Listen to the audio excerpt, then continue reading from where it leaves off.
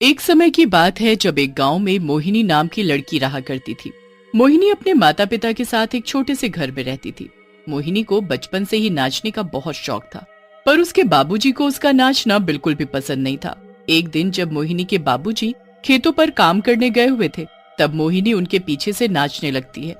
मोहिनी नाचने में इतनी मगन होती है कि उसे होश ही नहीं होता कि कब उसके बाबूजी पीछे आकर खड़े हो गए। नाचते नाचते मोहिनी एकदम खो जाती है। मोहिनी, ये क्या हो रहा है? अपने बाबूजी की आवाज सुनकर मोहिनी एकदम रुक जाती है। मैंने तुमको इतनी बार मना किया कि मुझे ये तुम्हारा नाचना पसंद नहीं, पर तुमको तो कुछ फर्क ही नहीं पड़ता। बाबूजी, आखिर क्या बुराई है नाचने में? है बुराई।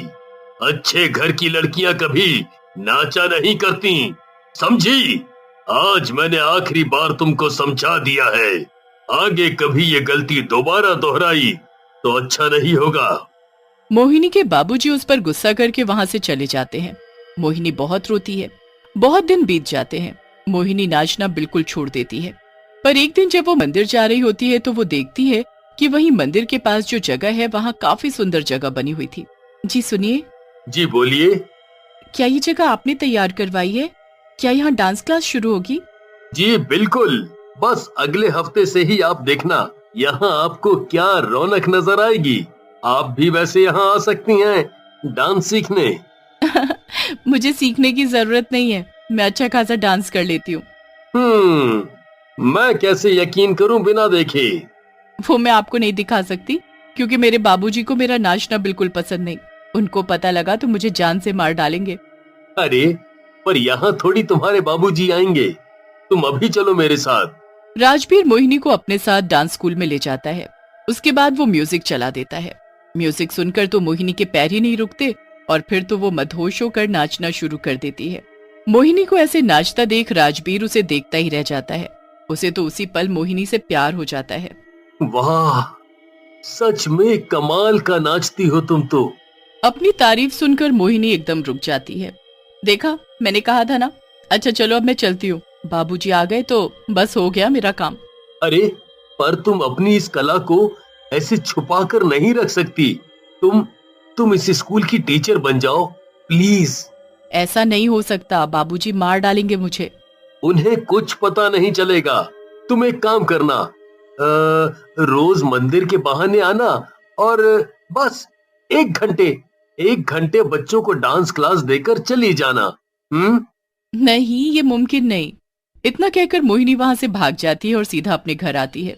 मोहिनी के दिमाग में अब हर वक्त वो स्कूल घूमता रहता है। काश मैं बच्चों को डांस क्लास दे पाती। क्यों ना मैं उस लड़के की बात मान लूं। किसी को पता नहीं चलेगा कि मैं कहाँ जाती हूँ। सब तो यही सोचेंगे कि मैं मंदिर गई हूँ। मोहिनी का मन पूरी रात दुविधा में रहता है। पूरी रात उसको बस यही सब सपने आते रहते हैं और सुबह हो जाती है। उठते ही मोहिनी जल्दी से तैयार होकर जाने लगती है। अरे मोहिनी, कहाँ जा रही है? मंदिर। मंदिर जा रही हूँ माँ, और मुझे थोड़ी देर भी हो सकती है। मंदिर में बहुत भीड़ होती है। मोहिनी बड़ी खुशी खुशी मंदिर जाती है और फिर उसके बाद वो चुपके से डांस स्कूल जाकर राजबीर से मिलती है। मुझे पूरा यकीन था कि तुम जरूर आओगी। देखो, तुम्हारे स्टूडेंट तुम्हारा इंतजार कर रहे हैं। अरे वाह, मुझे तो यकीन ही नहीं हो रहा कि मैं इन सबको डांस सिखाऊंगी। मोहिनी बड़े मन से सभी बच्चों को डांस सिखाती है और उसे इतनी खुशी महसूस हो रही होती है कि बस वही जानती है। मोहिनी डांस सिखाने के बाद जल्दी से घर पहुंचती है। पूरा दिन वो बड़ी खुश रहती है। हर दिन अब मोहिनी मंदिर के बहाने बच्चों को डांस सिखाने जाने लगती है। ऐसे ही करते करते महीनों निकल जाते हैं। फिर एक दिन जब मोहिनी डांस क्लास में होती है, तब उसके बाबूजी घर आकर उससे पूछने लगते हैं, अरे वो तो मंदिर गई है। अरे, मुझे उससे जरूरी काम है। मैं मंदिर ही जाता हूँ। मोहिनी के बाबूजी उस दिन मंदिर पहुंच जाते हैं और पूरे मंदिर में उनको मोहिनी दिखाई ही नहीं देती। और फिर वो वापस आने ही लगते हैं कि वो मोहिनी को उस डांस स्कूल से बाहर देख लेते हैं। मोहिनी! बाबूजी, हे भगवान, ये क्या हो गया? बाबूजी यहाँ कैसे पहुँच गए? तुमको मेरी बात समझ नहीं आई ना? मोहिनी को उसके बाबूजी जबरदस्ती घर ले जाते हैं। वो मोहिनी को एक कमरे में बंद कर देते हैं। मोहिनी बेचारी रोती रहती है, पर वो उसे बाहर ही नहीं निकलने देते। एक रात मोहिनी अपने बाबूजी से लड़ने लगती है। मुझे छोड़ दो, जाने दो मुझे। आप मुझे मेरा शौक पूरा करने से अब रोक नहीं पाओगे। मैं तो डांस स्कूल जाऊंगी। ये सुनकर उसके बाबूजी आग बबूला हो जाते हैं।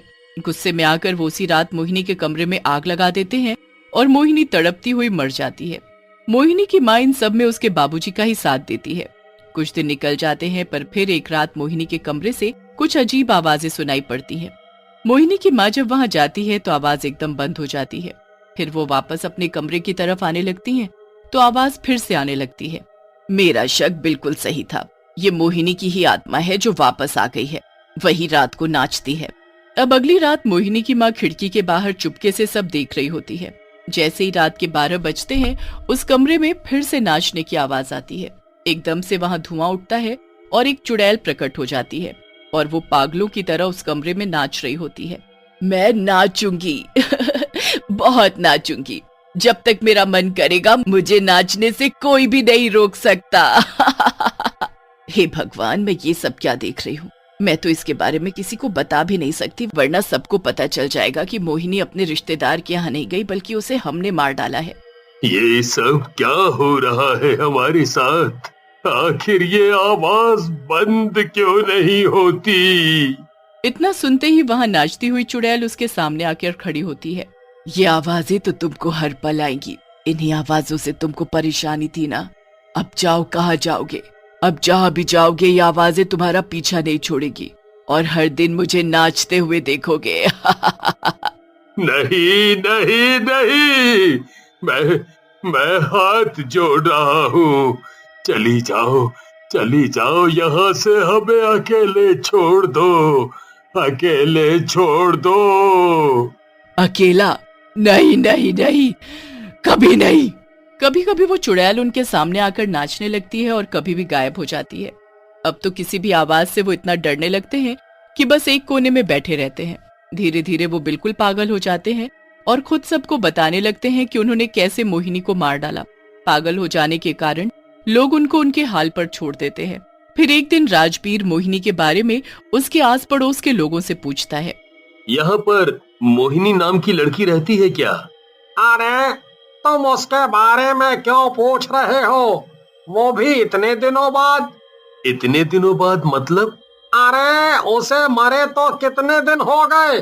क्या तुमको पता नहीं कि उसके माँ बाप ने ही उसे जला कर मार डाला, क्योंकि बस वो डांस करना चाहती थी। अब हर वक्त उनको मोहिनी दिखाई देती है, इसीलिए वो तो पागल हो चुके हैं। ऐसा कैसे हो सकता है? फिर वो कौन है जो रोज बच्चों को आकर डांस सिखा रही है? राजबीर ये सुनकर हैरान रह जाता है और उसे इस बात पर यकीन ही नहीं होता, इसलिए वो उसके घर पहुंच जाता है। घर के एक कोने में उसे मोहिनी के बाबूजी और माँ बैठे दिखते हैं। आ गई वो, आ गई बस। देखो ध्यान से सुनो ये आवाज। वो नाच रही है। हाँ, वो नाच रही है। उसे नाचना बड़ा पसंद है।